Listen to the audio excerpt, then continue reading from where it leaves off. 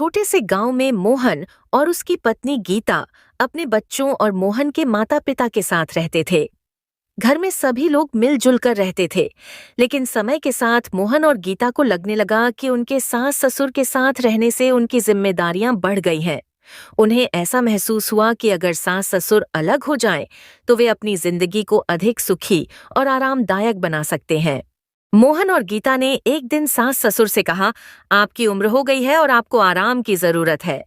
हम चाहते हैं कि आप दोनों अलग घर में रहें, जहां आपको शांति मिलेगी और हम भी अपनी जिम्मेदारियों को अच्छी तरह निभा पाएंगे।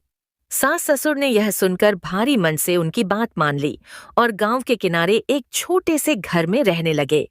शुरू में मोहन और गीता को लगा कि उनके काम कम हो गए हैं और जीवन आसान हो गया है, लेकिन कुछ समय बाद उन्हें घर में एक अजीब सी खामोशी महसूस होने लगी। बच्चों को भी अपने दादा दादी की कहानियां, उनका प्यार और देखभाल याद आने लगी।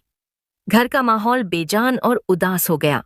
धीरे धीरे मोहन और गीता को यह एहसास हुआ कि सास ससुर के बिना उनका घर अधूरा है। उनका प्यार और आशीर्वाद ही घर की असली रौनक थी। उन्होंने अपने निर्णय पर पछतावा किया और सास ससुर के पास जाकर उनसे माफी मांगी। मोहन ने कहा, हमसे बहुत बड़ी गलती हो गई, कृपया हमें माफ कर दें और हमारे साथ वापस घर चलें। सास ससुर ने अपने बेटे और बहू को माफ कर दिया और उनके साथ वापस घर आ गए।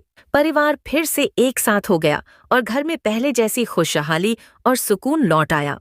नीति परिवार की सच्ची खुशहाली बुजुर्गों के साथ रहने में है। उनका आशीर्वाद और अनुभव परिवार के लिए एक अमूल्य धरोहर है। हमें उनका सम्मान करना चाहिए और उनके साथ समय बिताना चाहिए, क्योंकि उनके बिना परिवार अधूरा है। नई कहानी देखने के लिए हमारे YouTube चैनल मेहरा किड्स को सब्सक्राइब करें और बेल आइकन को दबाएं और नोटिफिकेशन बेल ऑन रखें।